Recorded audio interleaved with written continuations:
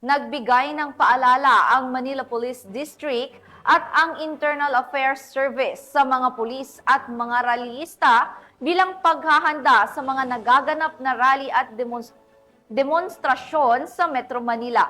Yan ang balitang hatid ni Police Senior Master Sergeant Mauricio Ruiz at Maria Danica Bungo.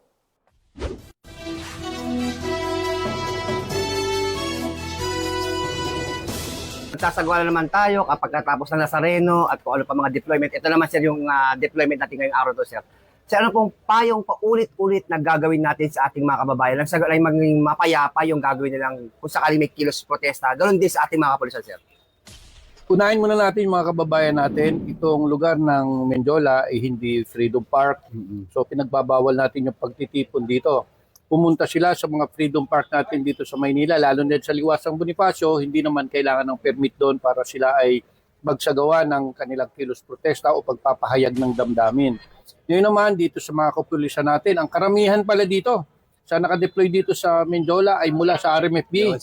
Nagpapasalamat kami lagi sa ating Regional Director, Brigadier General Anthony Abirin, sa kanyang pagpapadala lagi ng reinforcement or additional personnel for deployment para ma-secure namin itong Menjola at iba pang mga kadalasan. Ngayon, ang paalala ko sa ating mga kapulisan na palagi na i-exercise yung maximum tolerance. No? At ating intindihin na may karapatang magpahayag ng damdamin ng ating mga kababayan, kaya kailangan habaan natin ang ating mga pasensya para nang sa ganon matapos ng maayos yung mga activity nila nang wala man lang nagkakaroon na girian. Paraan ba ang ipinapaalala ng IAS?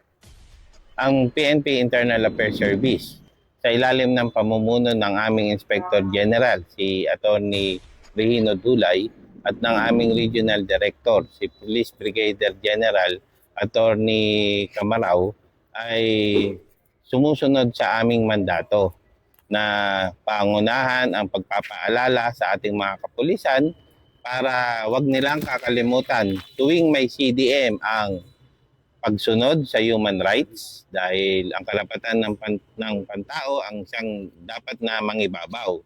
Ikalawa, ang pagkakaroon ng maximum tolerance para ang mga kapulisan ay natiliing maging huwag tutugon sa marahas na paraan kung hindi sa mga simpleng pamamaraan lamang ang anumang aksyon na kanilang haharapin.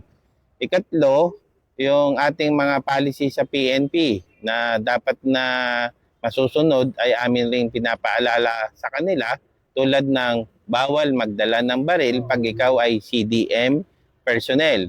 Meron tayong mga pulis na assign bilang security personnel, sila lang ang may authority na magdala ng baril. Ikaapat, ang pagsunod sa policy ng ating Chief PNP sa kanyang mga kautusan na mag-focus sa trabaho. Ang mga publiko ay bantayan, huwag gumamit ng cellphone, kundi ang mga kanilang mga leader lamang sa pag-submit ng report.